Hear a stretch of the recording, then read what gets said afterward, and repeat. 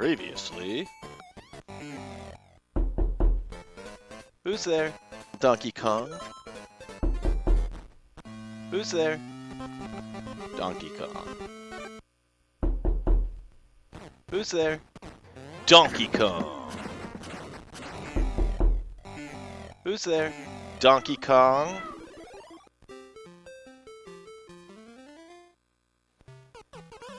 It's time for our final, for now, installment on Donkey Kong. This time, we tackle the Game Boy port. Before we begin, I'll let you know right now that for those of you who watch all the way to the end, pay attention. I'm going to ask for your input on something. Background viewing. As is the case with all my retro game reviews, I've provided some additional viewing content in the description below, so please go ahead and give Adam the Fanatic's overview of this game a good watch. Then come back here for the 999 experience of knock knock. Donkey Kong Basics. Good old Jumpman. Well, I do enjoy a good recurring joke, and even a bad one from time to time. It's long overdue to address the elephant in the room. I can't keep pretending to not know his name is Mario. Especially since I'm going to be comparing this port to titles that bear Mario's name. I wouldn't want anyone to watch this video and search endlessly for Super Jumpman Bros, wondering if they have ended up in a Mandela Effect universe. So, the basics. You control a very agile Mario. I booted this up expecting another straight arcade port, looping levels, same old hammer time, and many predictable game overs. And at first, it delivered exactly that. Just when I thought I had the game figured out, it pulls a fast one on me. Mario goes from dodging barrels to solving puzzles, flipping switches, and pulling off acrobatics that would make Kim Zmeskal jealous. It's still Donkey Kong at its core, but it evolves into something much bigger. As if I'm yanked into a whole new world, complete with fresh mechanics, new levels, and an experience that made me question if I had accidentally unlocked Donkey Kong's secret second game hidden in my cartridge. Overview. This game was made with the Super Game Boy in mind. You need no further confirmation than the default border being a Donkey Kong cabinet, and the automatic color palettes used displaying an excellent view. Outside of that, it's Donkey Kong, with numerous brand new levels and some really neat deviations from the classic formula. My youthful experience. My very first experience with this version of Donkey Kong came relatively recently, certainly well beyond my youth. I was pleasantly greeted with fun jump mechanics, excellent controls, and a feeling that, cool, they made this to feel like a Game Boy game, to be played on the Game Boy, Super Game Boy, sacrificing some of the true-to-the-arcade aspects to make it more enjoyable, and, quite frankly, a better overall experience. And that was before I realized there was an entire game beyond the coin-op levels. After dropping the big egg on his noggin, as mentioned, I was anticipating an arcade-style looping nature. I watched a cutscene, saw the gorilla whisk away the damsel, and found myself in a world unlike anything I could have expected. To be fair, it may have been naive of me to not have any inkling that something like this would be the case. I have played Mario vs. Donkey Kong for the Game Boy Advance game before, but it wasn't until I played this for the first time that I see where so much of the inspiration for that title came from. The platforming, the puzzles, the boss fights, it was all there in 1994 on the OG Game Boy. Needless to say, I'm in awe of this game, playing it for the first time just a few months back. If it would have been in my scope as a child, or I guess I would have been a teen upon its release, this could possibly have been my most played Game Boy title. For what it's worth, I only owned Tetris, Ren and Stimpy, Vidiotz, and Super Mario Land back in the day. But the point I'm trying to make is, it's a good first-time experience as an adult, and I don't think age has anything to do with that. This is as fun for EVAD in senescence as it would have been for EVAD in juvenility. The look. The game looks great. Of course, I'm looking at it through Super Game Boy tinted sunglasses, and aside from webcam footage or emulators, I can't really say how it looks in comparison on the handheld. I do enjoy the visual experience. There are some enemies I have difficulty identifying, but once I know what I can and can't do with them and which interactions are permitted, they're all distinguishable and memorable. In fact, far more detail has gone into the aesthetics than fits the scope of this review. The backgrounds and animations are fantastic considering the Game Boy degree of hardware. The animations are solid.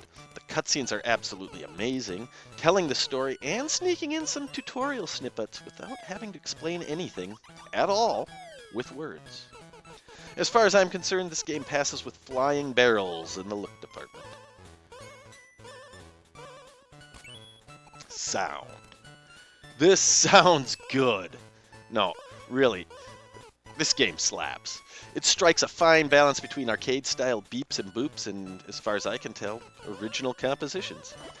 By 1994, we had long moved past the era where game audio was just a series of tortured robot screams, barely distinguishable from a microwave malfunction. Sound design had become a real art form, an essential part of the gaming experience.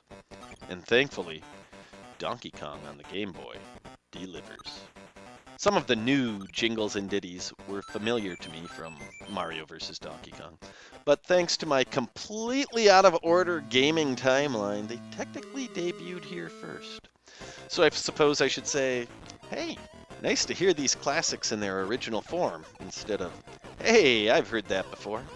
Sort of like when I came to the realization that Higher Ground was not a Red Hot Chili Peppers exclusive, but a Stevie Wonder cover. Not much more to say about the audio. I like it, and so do you. Because subjectivity is only permitted in the comment section. And on the TV and the radio, and magazines and movies, on the street, and over the phone and on social media, and in the break room at work, on buses, milk cartons and t-shirts, in the editorial section of a newspaper, in casual conversations on billboards at sporting events and on bananas, and written in the sky, but not in dreams. No siree. Gameplay. The physics engine, movement and momentum all feel great. There is an acclimation period, which is the case with any game, especially platformers and racing games. But it has a funness and freedom factor about how Mario controls that is just difficult to explain well using words. Mario has an extensive moveset, fancy jumps. You can even do more with the hammer than in the Donkey Kong versions I've previously covered. The enemies and environment are included and required more now than ever. Pauline's items are still present, and if you collect them, you qualify for a mini-game after completing the stage. I haven't figured out all the details yet. I seem to get the slot machine most of the time.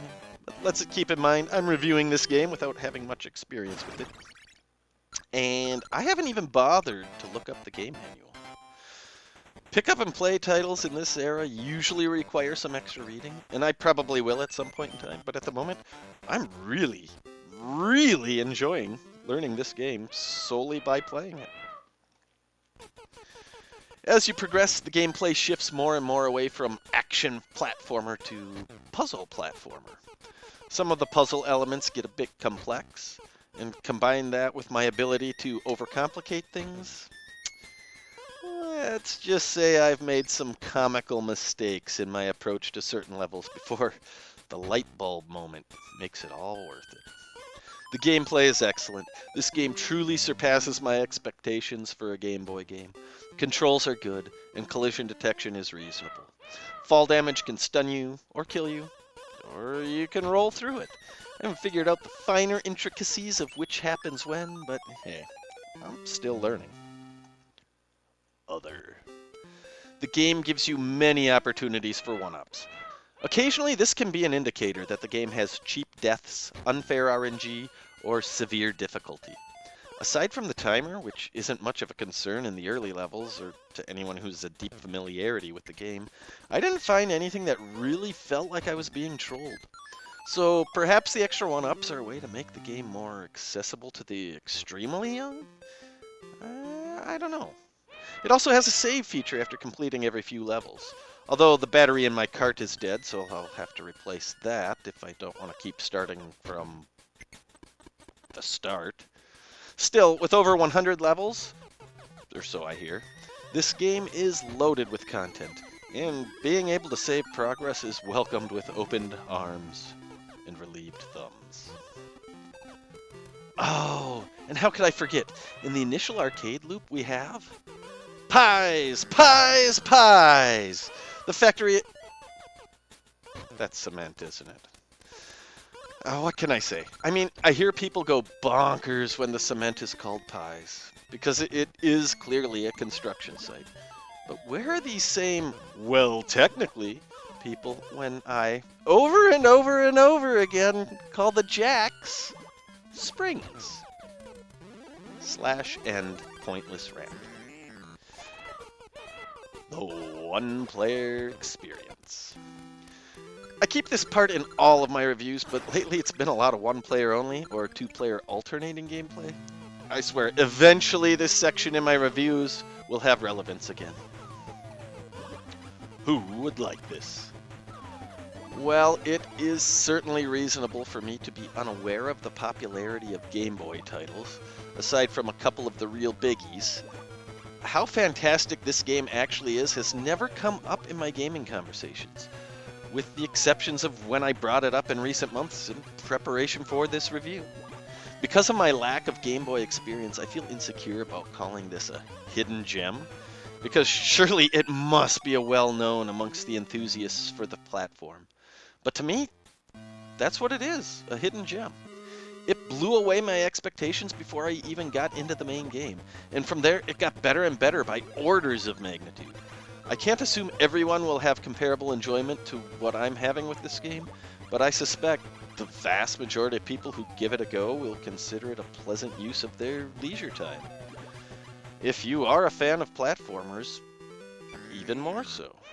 And a fan of puzzle games, you'll get more and more out of it the longer you play. But overall, this is a game, perhaps the first one I've reviewed, that I can say with a great degree of confidence that a very large percentage of the general population will really truly like this game. It has those aspects that transcend genres, genders, cultures, ages, and social classes. Now, predicting people is not my best skill, so if you, 1, are human, and 2, dislike this game, then let me know in the comments. My 9 viewers need to know if they would like Donkey Kong for the Game Boy or not. I'm sincere in my attempt to be honest, but humbly acknowledge the possibility that I have misassessed the people factor here, or everywhere for that matter. Relevance today. I don't hear much about this port of this game, but it has so many elements that, as far as I can tell, originated or perfected formulas that you see across so many subsequent games. Puzzle elements we see in Mario vs. Donkey Kong, heck, even in the Toki Tori series, seem to have roots and inspiration from this title.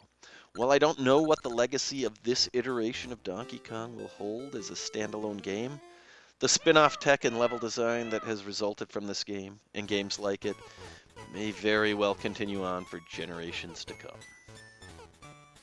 Overall, I cannot begin to describe how unbelievably impressed I am with this title. I just don't have any complaints. It is made extremely well. It's fun to play, looks good, sounds good, and goes above and beyond from what I expect from a Game Boy game. This game just does an immaculate job of bridging the gap between the past and the future of gaming, taking elements from Donkey Kong and Donkey Kong Jr. arcades and administering features we would see in platformers and puzzle games alike. It shows homage to history while making innovative leaps forward. Next. Who's there? Orange, you glad I didn't say Donkey Kong? Thanks for watching, and as always, see you next mission.